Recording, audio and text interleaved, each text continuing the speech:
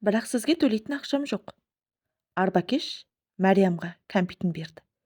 2 сағаттан бері бірден бір адам тасымағанын, өзі де қайтуға ыңғайланып отырғанын, оған қоса Жәлелдің үйі қайтар жолынан бойында екенін айтты.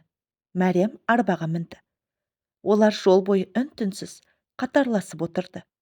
Көшенің екі жағында дәріхана, жеміс-жидек, дүкендер, кітапхана, тіпті бүркіт сататын дүкендер де бар еді. Балалар құмда жиналып отырып алып, мәрмәр тас ойнауда. Шайханалардың сыртындағы кілем төселген ағаш сәкіде еркектер шай ішіп, қор-қор тартып отыр.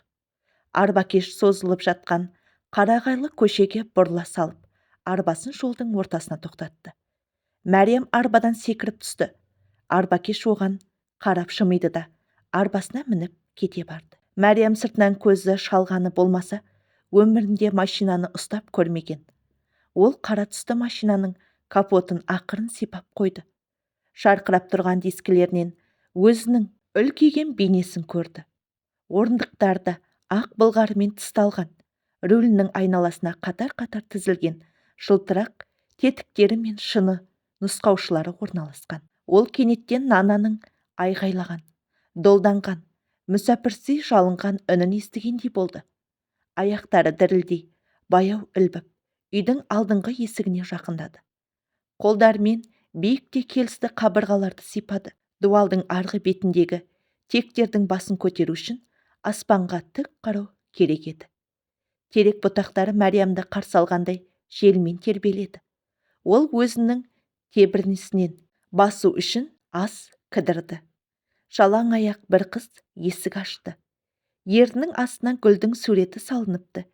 Мен Жәлелханмын, жолықпақшы едім. Қызы Мәрияммын.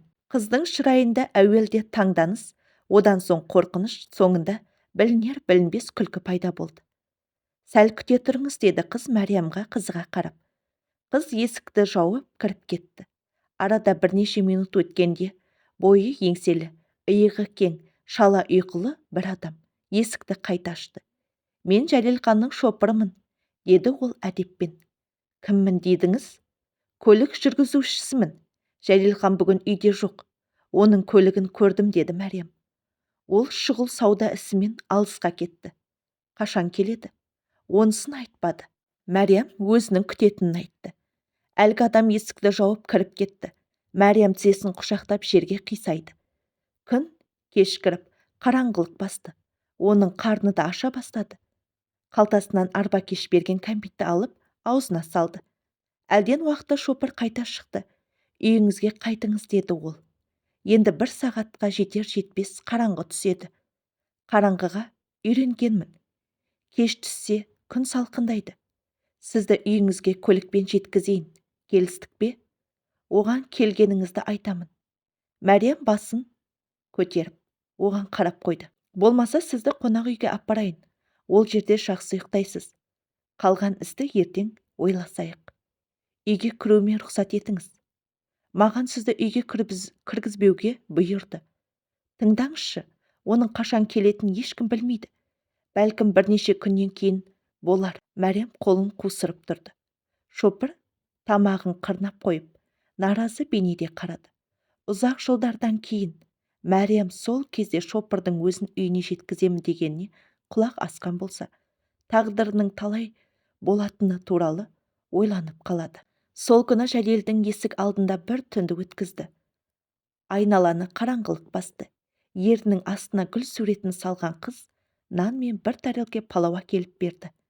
Мәриям жегісі келмейтін айтса да қыз тамақты оның жанына қойып кіріп кетті. Әлде кімдердің жүрген, есіктің ашылып жабылған дыбыстары үрген иттің үнімен араласып, Мәриямның құлағына ауық-ауық келіп тұрды. Қарны қатты ашқан Мәриям төзімі жетпей, тәрелкедегі асты нанымен қоса қарпып алды. Шегірткенің шырылы естіледі. Ай бетін бір шөкім қара бұлт торлап алған.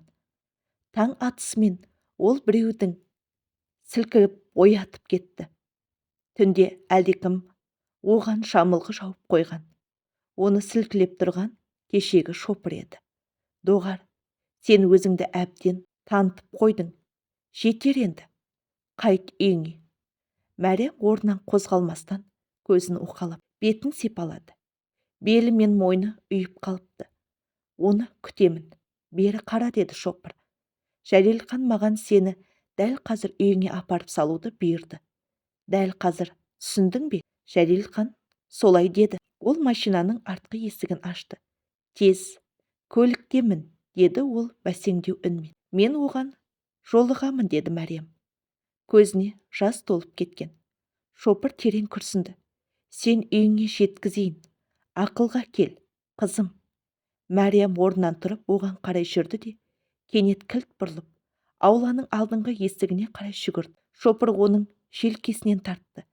Мәриям оның қолынан бұлқынып шығып, ашық тұрған есікке атылды. Ол Жәлелдің ауласындағы әр алуан гүлдер тізілген шыны текшелерге, жүзім салбырап тұрған бұтақтарға, сұп-сұр тастармен әсемделген балық көлшігіне, жеміс ағаштарына, гүл зарға көз жүгіртіп шыққан соң, үстіңгі қабаттағы терезеден қарап тұрған таныс бейнеге қадалды. Бұл таныс бейне бірнеше секундтан кейін перденің артына өтіп кеткен болса да, ол Мәриям үшін жетерлік еді. Артынша бір қол пайда болды да, жасындай жалт еткен жылдамдықпен пердені жауып үлгерді. Шопыр жол бойы Мәриямға жұбату айтып, көңілін аулап отырды. Алайда оның не дегені құлағына кіріп те шықпады. Ол көліктің артқы орындығында отырып, көз жасын көлдетумен болды. Оның жаны ауыр азаппен, қорлыққа толы еді. Өзінің Жәлелге ақмақтарша сеніп келгенін, онымен кездесерде қай киім киерін білмей дағдырағанын, тіпті жаулығының киіміне үйлеспей қалуына бас қатырғанын есіне алғанда, өзегін өкініш өртеді. Сонша жолды жаяу жүріп, шопырдың қайт деген ақылына құлақ аспай, қаңғымас иттер сияқты далада бір түн жатқанына ашынды. Шешесінің жалынышын жылай-жылай жасы сарқылып ісіп кеткен көзін қаперіне де алмағанына намыстанды. Нана оған ескерткен еді. Оның айтқандары мінеки нағыз ақиқат болып шықты. Ол үстіңгі қабаттан көрінген сол бейнені елестетті. Ол Мәриямды бір түн далада жатқызды. Далада. Мәриям орындыққа қисая түсіп, тоқтаусыз жылап жатыр. Тік отырғысы, басқаларға көрінгісі келмейді. Міне, енді күллі Герат бүгін таң атпастан не іс болғанын, қалайша өз абыройын төккенін біліп болды. Дәл қазір Файзулла молда қасында болса, басынан сипап, көңілін аулаған болар еді. Біраз жүрген соң машина кедір-бұдыр жолға түсті. Олар Герат пен Гүлдаманның арасындағы дөңге жетіп келді. Енді Нанаға қай бетімен қарамақ деп түсіндірмек. Одан кешірімді қалай сұрамақ? Машина тоқтады. Шопыр артқы есікті ашып оны сүйеп түсірді. Сені үйіңнің алдына дейін жеткізейін, деді ол. Мәриям шопырдың соңынан ілесіп, жолдан өтіп, соқпаққа келді. Жол жиегінде жабайы гүлдер бітік өскен. Оған ұшып қонып, шырып жиған бал араларының ызыңы естіліп тұрған. Шопыр Мәриямның қолынан ұстап, оны арықтан өткізді. Сосын ол Гераттың жарты жыл бойы тоқтаусыз соғатын аты шулы боранның белгісі білініп, жыра шықпаттың бәрін құммен көміп жатқан сөз қыла бастады. Кенет ол кілт тоқтады да артына бұрылып, Мәриямның көзін қолмен баса қойды. Сосын кері қарай жетелей жөнелді. Кері шегін, алдыңа қарама, кейін қайт деп дауыстады шопыр. Бірақ кеш еді. Мәриям бәрін көрді. Жел мәжмін талының бұтақтарын құтты пердені қайырғандай екі жаққа желпіп тұрған. Мәриям ағаштың астында құлап жатқан орындықты, бұтаққа байлаған арқанды асылып тұрған Нананың жансыз денесін көрді. Олар Нананы Гүлдаманның шет жағындағы зиратқа жерледі. Мәриям қабір басына бибі әже және басқа әйелдермен бірге барды. Файзулла молда Құран хатым түсірген соң, бірнеше ер адам Нананың кебіндегі мәйтін қабірге еппен түсіріп, лақатқа жатқызып, аузын бітеді де көрді топырақпен толтырды. Жерлеу рәсімі Біткен соң лашыққа қайтып келгенше Жәлел Мәриямның қасында болды. Жамағаттың алдында өзінің Мәриямға айрықша күйінетін шамасы жеткенше көрсетіп қалуға тырысты. Оның киім-кешектерін өз қолымен чемоданға салды. Төсекте бүк түсіп жатқан Мәриямның жанына барып, оны желпіп отырды. Қызының маңдайынан сипап, қайғырған сыңай танытты. Қызым, саған не керек деп екі қайталап сұрағанда болды. Файзулла молда, деді Мәриям. Файзулла молда сыртта. Қазір шақырып келейін. Файзулла молданың босағада пайда болған бір шүйген бейнесін көрген беті Мәриямның көзінен алғаш рет тарамдап жас төгілді. Эх, жаным, Мәриям қызым. Файзулла молда оның қасында отырып маңдайын сипады. Жылап ал, қызым, шерің тарқағанша жылап ал. Жылау күнә емес. Әйтпесе мынада есіңде сақта. Қасиетті Құранда айтылған ғой. Бұл дүниені ұлы Алла тағала жаратқан. Біздің тағдырымыз осы ерекше мейірімді аса қамқор жаратқан иеміздің қолында. Құранға еш уақытта шек келтіруге болмайды. Әр қиындығымызға Алла өзі жар болады. Дегенмен, Файзулла молданың жұбатуы Мәриямның құлағына кірмеді. Егер сен кетсең, маған өлім ғана қалады. Мен шынымен өліп қаламын. Мәриям енді қайтпек. Оның жылаудан басқа шарасы таусылған. Тарамдап аққан көз жасы Файзулла молданың алақанына сырғып түсіп жатқан. Машина лашықтың алдына қозғалды. Жәлел артқы орындықты Мәриямның желкесіне қолын қойып отырған. Енді міне тұрасың. Мәриям, деді ол. Мен оларға үстіңгі қабаттағы бөлмеңді тазалап қоюға бұйырдым. Бөлменің терезесінен бақты көре аласың. Мәриям өмірінде алғаш рет Жәлелдің арамзалық мүңкіп тұрған шынайы үнін естігендей сезінді. Тап қазір Жәлелдің түріне қарауға да құлқы жоқ. Машина Жәлелдің үйінің алдына тоқтады. Жүргізуші есікті ашып, Мәриямның чемодан сөмкелері мен керек жарағын қолына алды. Жәлел оның иығынан ұстап, құшақтаған беті аулаға бастап кірді. Мәриям 2 күннің алдында бір түн қонған дәл осы қақпаның босағасынан аттап үйге кірді. 2 күннің алдында Жәлелмен бірге бұл аулаға кіру Мәриямның мына дүниедегі ең үлкен арманы еді ғой. Өмірімде қалайша жер мен көкте өзгеріс бола кетті деп ойлаған ол. Қиыршық тас төгілген жолда басын төмен салып, аяғының ұшына қарап кетіп бара жатып. Сол сәтте әлде кімдердің өзіне қадала қарап тұрғанын сезді. Ол үйге кіргенде басын көтермеді. Жәлелмен бірге еденге төселген майсадай кілемнің үстімен баспалдақтарымен жоғары көтеріліп бара жатып, қабырғадағы нақышты ойықтарға, тізілген шыны мүсіндерге, жібек кілемдерге көз қиығын салды. Жәлелге ілесіп, жоғарғы қабаттағы дәлізден өтіп, сол жақтаудағы есіктің алдына келіп тоқтады. Әкесі есікті ашты. Бұл бөлмені қонақтарға дайындап қойғанбыз, деді. Кейде 2 сіңілің, Нейфулер мен Хадия осы үйде ойнайды. Қалай, бөлме саған ұнады ма? Бөлме өзгеше безендірілген.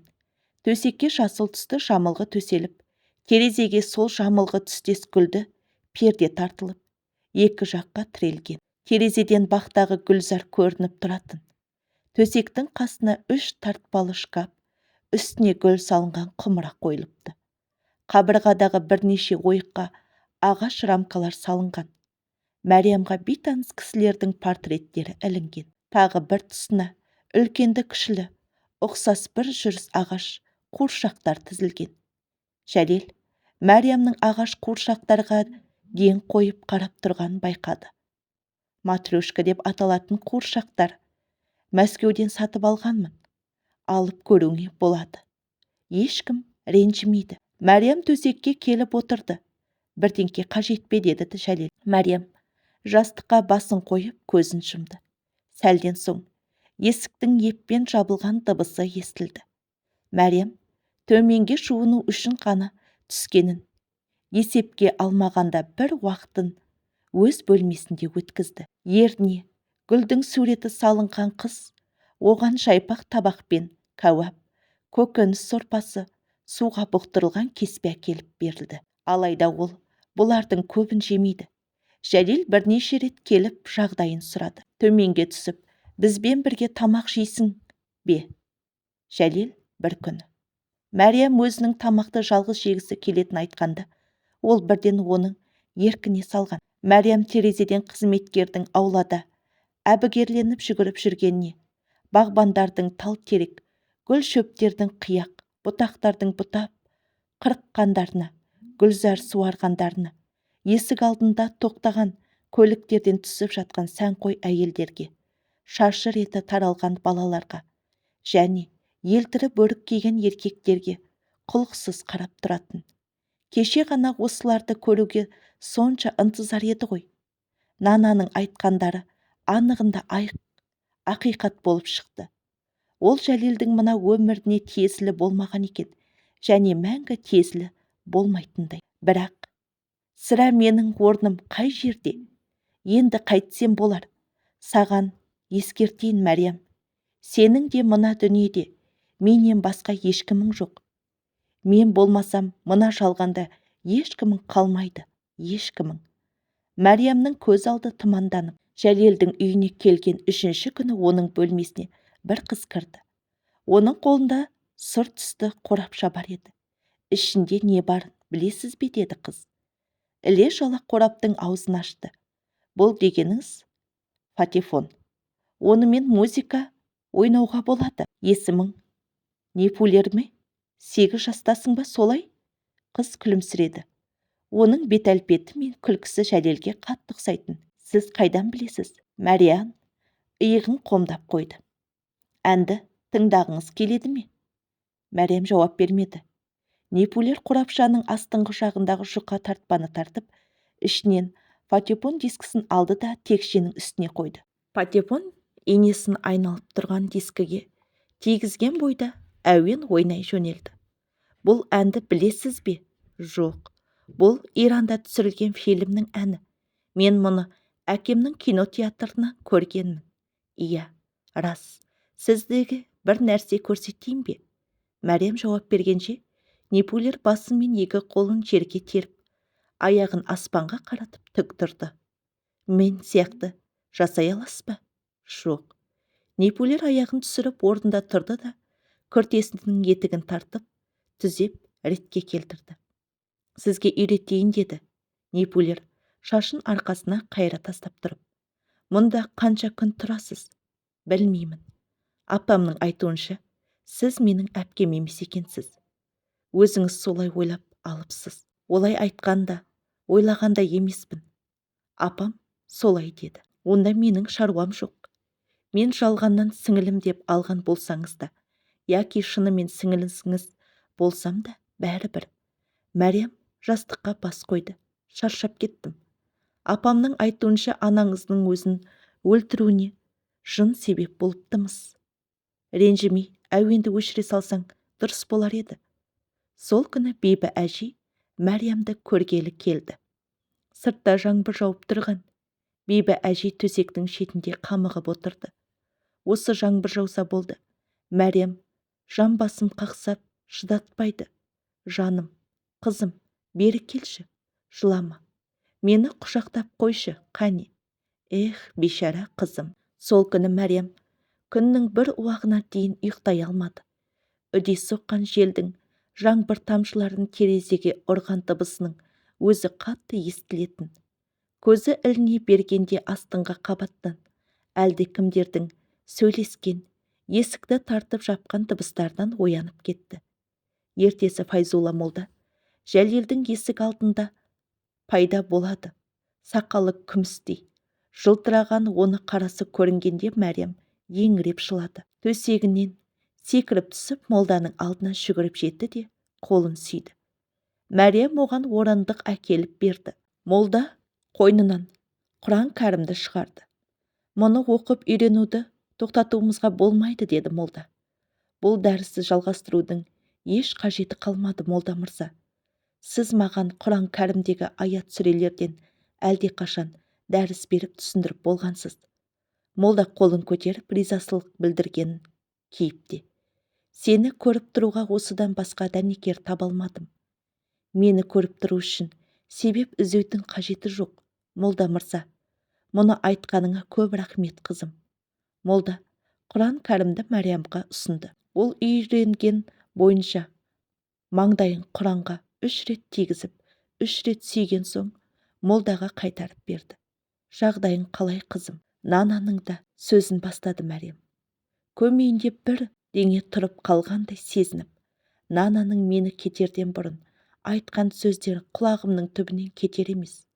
Ол, жоқ, деді Файзулла молда қолын Мәриямның тізесіне қойып. Сенің ол анаң көңілі сынық, мазасы қашқан бақытсыз адам еді.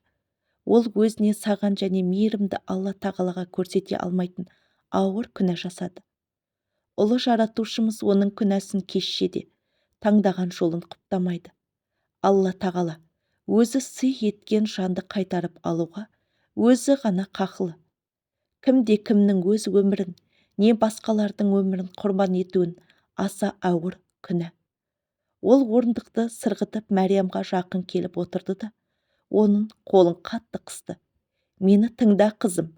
Сенің анаңды сәби шығынан білемін. Сол кездерден ақ оның көңілі сынық еді. Оның мынандай тағдыры түсуінің себептері сол кездерден ақ басталған.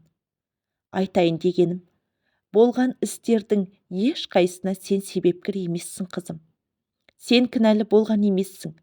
Оны тастап кетпегеніңде ғой. Мен, сабыр ет. Ондай мазасыз ойларыңнан арыл, Мәриям. Мұндай ойлар сені құрдымға жіберер. Сені есіңде берік сақта, қызым. Бұл істерге сен себепкер емессің. Мәриям басын изеді. Молданың айтқандарын құп көруге тырысса да, көкірегіне өксік тығыла берді.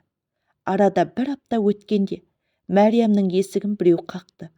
Артынша ақ құба келген, саусақтарынан салалы, қызғылт шашты әйел кіріп келді. Есімін Афсун, деді әйел. Нелюфердің шешесімін. Сізге үсті басыңызды дұрыстап, астыңғы қабатқа түссеңіз деп келдім. Мәриям бөлмесінен шыққысы келмейтін білдірді. Болмайды. Мені түсінбедіңіз. Төменге түсуіңізге тура келіп тұр. Сізбен ақылдасатын маңызды шаруа бар. Мәриям дастархан басында Жәлел мен оның әйелдерінің ортасында отырды. Үстелдің ортасында гүл салынған үлкен шыны құмыра мен қайнақ су құйылған әйнек ыдыс қойылған. Жәлелдің оң жағында өзін Нелюфердің шешесімін деп таныстырған Афсун, сол жағында Жәлелдің өзге әйелдері Хадиша мен Наргиза отырған. Олардың бастарына орап алған қара түсті жаулықтары сырғып түсуге шақ тұрған. Рәсім үшін ғана орап алғандары анық еді. Олардың нана үшін қаралық оранбайтындары Мәриямға 5 саусақтай белгілі. Мүмкін, Жәлел оларға мен келерден бұрын оранып алуды бұйырған шығар деп ойлады Мәриям. Афсун үстелдегі ыдыстан су құйып алды да, Мәриямның алдына әкеліп, тор көзді майлықтың үстіне қойды. Жаз, шықпастан күннің ысып кеткен қарамайсың, деді ол қолымен өзін желпіп. Көндігіп қалдыңыз ба деп сұрады Наргиза. Бәріміз сіздің бұл жерді өз үйіңізде көруіңізді қалаймыз. Сіздің басыңызға түскен жағдайға төзу де қиын ғой. Афсу мен Хадиша Наргизаның сөзін құптайтындарын білдіріп, бастарын изесіп, жеңішке қырлығы қасын жиырып, қамыққан бейне танытты. Мәриямның құлағы шыңылдап, алқымы сығылғандай болды да, ыстақанды қолына алып су ұрттады. Жәлелдің желке тұсындағы ашық терезеден гүл атқан алма ағаштары көрініп тұрған. Терезенің жақтауына жақын қойылған ағаш сүреге үлкен сағат және Жәлел мен оның 3 ұлының балық аулауға барғанда түскен суреті тізілген. Онда балықтың қабыршақтары күн нұрымен жарқырап, Жәлел мен ұлдары шаттана күлісіп тұр. Шаруаға келсек деп басын бастады Афсун. Сізге жеткізетін жақсы жаңалық бар. Соған бала осында шақырдық. Мәриям басын көтерді. Афсун Жәлелдің сол жағында отырған әйелдер мен көз қағыстырып алды. Жәлел үстіндегі әйнек ыдысқа қарап отырып қалды. Араларындағы жасы ең үлкен көрінетін Хадиша Мәриямға қарап, Мәриямға жаңалықты кім жеткізетіні жайында олардың ақылдасып алғандары анық еді. Сізге серік табылып тұрғаны, деп сөз бастады Хадиша. Мәриямның жүрегі аузына тығылғандай болды. Немене? Деді ол ерні дірілдеп. Ханзадаңыз табылды дейм. Ол сізді қасына алмақшы. Есімі Рашид. Хадиша сөзін жалғады. Әкеңіздің кәсіпкер дос екен. Ұлысы Фуштун, туған жері Кандагар. Қазір Кабулдағы Дихмазаңдағы тұрады. 2 қабатты зәулім үйі бар. Апсун басын изеді. Ол жігіт біз сияқты парсы елінде сөйлейтін көрінеді. Мәриямды әйелдер сыбыр-сыбыр пыш-пышқа етікші болғанда да әлгінде көшенің қамайтындар емес. Дүкені бар. Аты жұрт арнайы іздеп келіп аяқ киім тіктіреді. Абдулладағы дипломаттар, президенттер мен оның айналасын сізге өте жақсы қарайтынына ешкім. Мәриямның көзі Жәлелге шегедей қадалды. Сөзі, ол не дейді? Оның аяқ қарады. Астыңғы ернін жымырлап отыр. Ол кісі сізден үлкендеу. Үлкен дегенде 40-45 еді, Наргиза. Солай, бірақ ол серігіңізден 20 жас үлкен кісі дегенмін. Сіз биыл 15-ке толдыңыз ба? Қыздар үшін күйеуге шығудың ең оңтайлы шағы. Келісетіндерін білдіріп бас шұлғасты. Бір әкеден туған әпкелі сіңілерім Сақметті ұзатпайды. Олар да 15 жаста ғой. Сонда олар Гераттағы Мехри қыздар мектебінде оқып жатқан жоқ па? Мектептер бітсе, Кабул университетіне түсіп, оқуларын жалғастыратын шығар деп ойлады Мәриям. Оның үстіне, деп сөзін сабақтады Наргиза. Сіз сияқты оның да көрмегені жоқ екен. Әйелі 10 жыл бұрын туыт үстінде қайтыс болған көрінеді. 3 жылдың алдында ұлы суға кетіп өліпті. Неткен ауыр жағдай. Ол бірнеше жылдан бері төсек жаңартуды ойластырғанмен, лайықты адам табылмаған көрінеді. Менің тұрмысқа шығу ойымда жоқ, деді Мәриям Жәлелге тіке қарап. Тұрмысқа шығуға ойым жоқ. Мені мәжбүрлемеңіздер. Ол өзін ұстап қалуға қанша тырысса да, кемсеңде жылаған үнінен Жәлелге шын жүрегімен айтып тұрғаны белгілі еді. Ойланыңызшы, Мәриям, деді әйелдердің бірі. Мәриямға енді кімнің нені алуға тұтып, нені түсіндіргені маңызы қалмаған. Ол Жәлелдің осынау айтылып жатқан кесір сөздермен қияңқы кеңесті бекер екенін жариялап, дүмбілес әңгіменің нүктесін қойған шын ниетімен қалап, жас жуған жанарын қадай түсті. Сіз бәрібір бұл жерде өмір бойы тұрмайсыз ғой. Отау тігіп, ошақ ұстап, жан ұя құрғаныңыз жақсы емес пе? Соны айтамын. Өз отбасыңыз болса, бала сүйесіңіз.